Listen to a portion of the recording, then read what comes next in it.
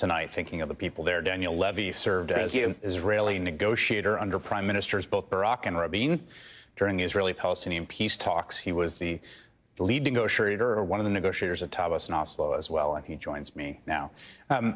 Daniel, it seems at this point, essentially a foregone conclusion that there will be a large-scale ground offensive by Israeli forces into Gaza.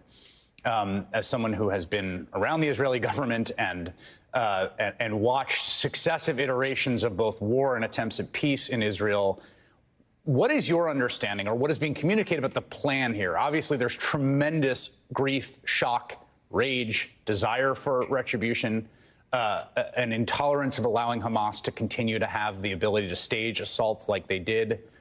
Do you feel like you have a clear sense of the unity government's strategic objectives here?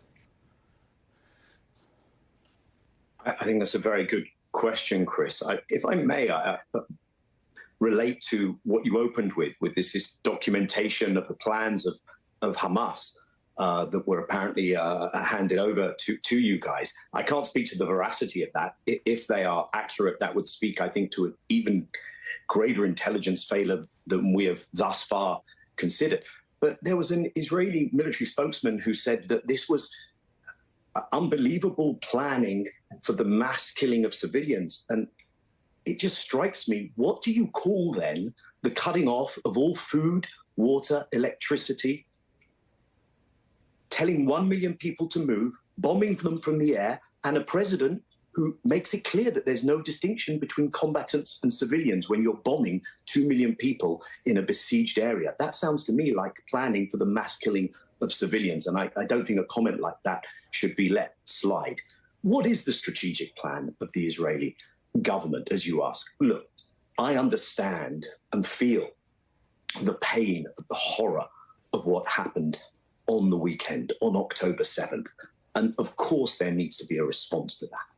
But does the response take you into a place not only where you then commit a crime and violate international law and your responsibilities, because self-defense and war are also conducted according to rules, but does it also take you to a place which ends up not providing security, but doing the opposite? Because the Israeli government, it would seem, an ground invasion, yes, no, when exactly, what we're seeing already in Gaza, an even greater scorched earth on top of the previous attacks, one cannot but assume that this will engender even more pain and suffering, this time amongst Palestinians, and Palestinians are not going to sit and watch that. And your correspondent, Josh, talked about what may happen on the northern front, and the more devastating what is done in Gaza, the more likely that front is to heat up.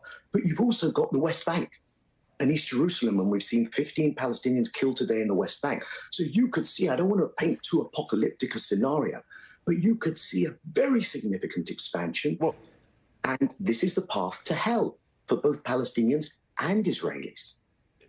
To that point, just to follow up, I mean, obviously, I think front of mind right now, there are a few things, right? What is going to happen in Gaza, but the notion of wider conflagration, Hezbollah joining, other fronts opening up, other terrorist attacks around the world. I mean, there are many things that we have seen. Again, all this has been history now for 75 years. We've seen the vast majority of things like this, multi-front wars. We've seen attacks on civilians and Jewish synagogues. We've seen all of this. And that really, to me, is something that's got to be front of mind. And I imagine front of mind for all policymakers, both in the U.S., in Israel, in the region, including the Gulf states and Saudi and Iran and all those places. Well, there have been very, very considerable public manifestations of sympathy with the Palestinians and anger across the region today. It's a Friday. You see inside Israel that this very worrying escalation, not only of action, but of rhetoric.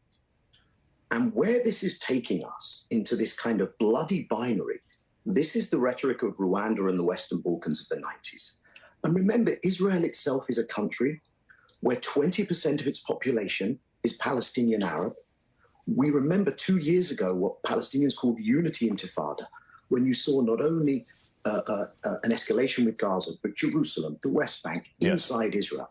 are we really going to see neighbor turn against neighbor? And look, Israel has tried pretending that you could manage the Palestinians without them having rights or freedoms that we take for granted. And that led to a certain hubris and complacency, which no doubt fed into the colossal failure of the weekend. It seems that Israel is now going to try to crush the Palestinians decisively. Palestinians fear a second great displacement catastrophe, Nakba, which is why Gaza is full of refugees in the first place. They come from Israel, they were removed from Israel.